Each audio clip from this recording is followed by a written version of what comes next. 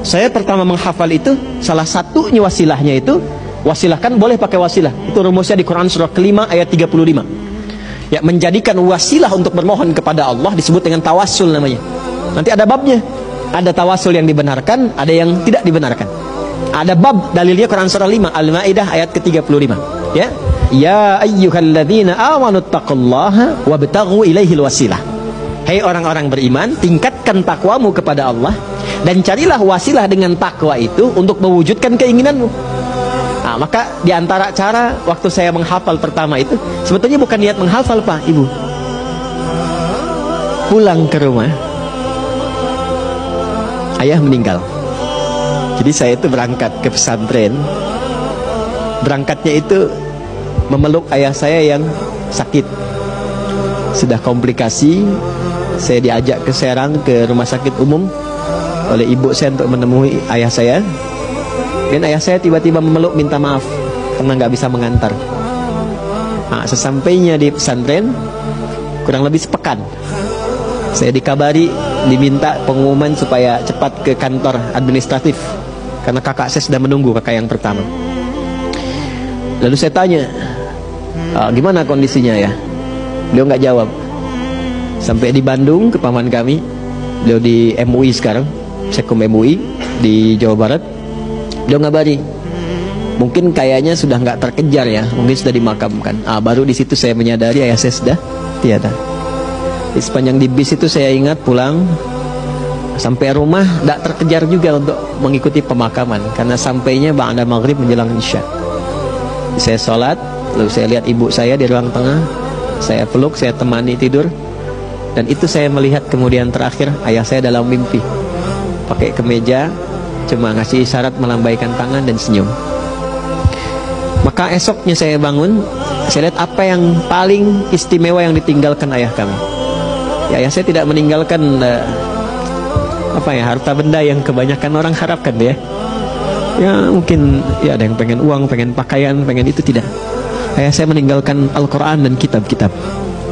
Dan tanpa saya sadari sebelum saya masuk pesantren itu, memang ayah saya mendidik secara langsung, bukan disuruh ngaji kitab. Dan saya baru tahu bahwa kitab yang ditinggalkan itu, dan saya pelajari di pesantren, itulah kebiasaan yang sering dididikkan kepada saya, salah satunya. Maka saya ambil mushaf warna biru, masih ingat saya Umar Bakri itu. Saya duduk di ruang tengah, saya menghadap ke kiblat.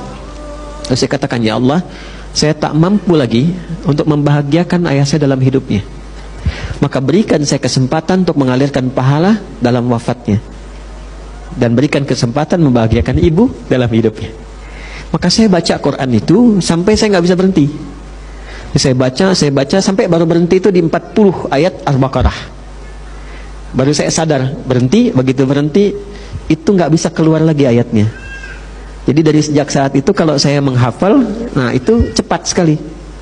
Sampai ke pesantren, kemudian pas masuk lagi pesantren, masuk pelajaran tahfidz, saya diminta ke depan. Dulu Ustadz minta menghafal 5 ayat Al-Baqarah. Itu begitu saya maju, nah, lisan saya membacakan itu nggak bisa berhenti, terus sampai Ustadznya berkata cukup, katanya.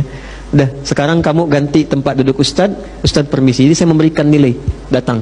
Teman-teman datang, saya nilai. Nah itu salah satu sejarahnya. Nah, itu saya belum banyak berbagi ini ya. Salah satu kenapa Allah mudahkan untuk menghafal Quran terutama itu karena kecintaan pada orang tua, salah satunya. Alhamdulillah itu, makanya jangan pernah ya berbuat yang tidak baik pada orang tua.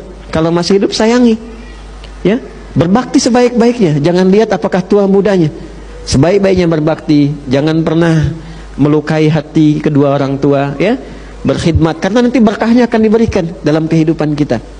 Nah, yang paling menarik setelah itu, alhamdulillah ujian.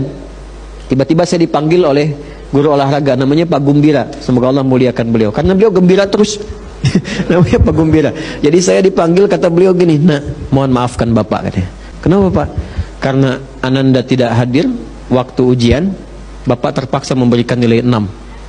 Nah, tertingginya 8 yang lain. Oh, saya juga mohon maaf Pak." "Kenapa?" "Saya tuh kemarin tidak bisa ikut karena ayah saya meninggal," katanya. "Oh begitu, baiklah, karena Bapak berduka cita, Bapak tambahkan 2 jadi 8. Nah, jadi ternyata berbuat baik pada orang tua itu tetap selalu memberikan keberkahan, tidak ada yang kurang. Ya, jadi bahagiakanlah itu ya.